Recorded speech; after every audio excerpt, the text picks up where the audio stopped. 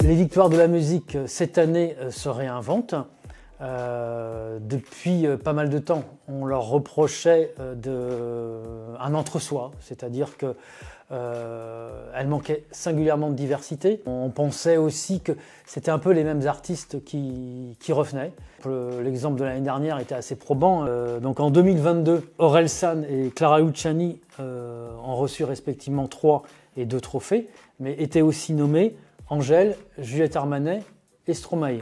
Bon, rien de surprenant, ce sont des artistes qui sortent en général d'excellents albums, qu'on voit sur les scènes, qui attirent du monde, donc pourquoi pas. Sauf qu'en 2023, on retrouvait Stromae, on retrouvait Orelsan, on retrouvait Clara Luciani, Juliette Armanet et Angèle.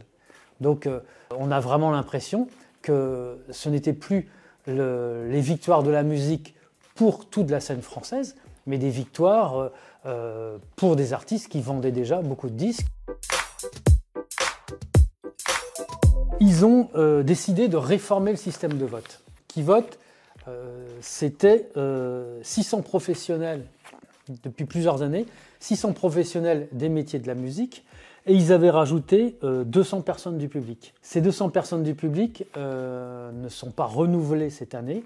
On considérait, je pense, que le public votait en général pour les artistes les plus connus, et ça n'allait pas en faveur de la diversité non plus. On garde les 600 professionnels des métiers de la musique, mais il y avait une sous-représentation du spectacle vivant, c'est-à-dire des représentants des concerts, des tourneurs, des festivals. Donc on a de ces 600 professionnels, on a rajouté 200 personnes qui viennent principalement des métiers donc, du spectacle vivant. Ça c'est pour le premier tour. Donc pour le premier tour, à peu près et toujours 800 professionnels qui votent, mais la grande différence, c'est qu'au second tour, il n'y a plus que 32 personnes. Et ça change tout. Ils ont choisi pour ces 32 personnes des vrais spécialistes, mais dans des domaines différents. Qu'est-ce qui change cette année? Eh bien, il y a une plus grande diversité. C'est-à-dire, il y a des nouveaux noms qui apparaissent, notamment le hip-hop, les musiques urbaines, qui n'avaient pas été représentées ainsi depuis longtemps. On y trouve en nomination Aya Nakamura, Gazo, Meryl, Jossman, Big Flo et Oli. Bon là, on sait qu'ils étaient là déjà il y a quelques années. Damso et Shay. Une représentation bien plus forte des musiques urbaines.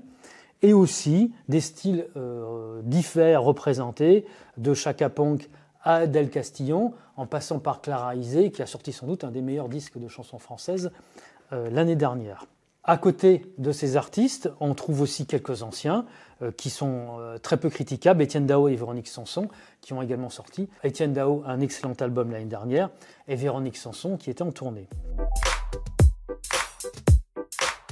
La grande surprise, c'est 5 nominations pour une artiste jeune et tout à fait récente sur les scènes de la musique en France. C'est Zao de Sagazan, la Nazérienne, donc qui est nommée 5 fois et dont on verra si, on peut le penser, elle ramènera quelques trophées à Saint-Nazaire.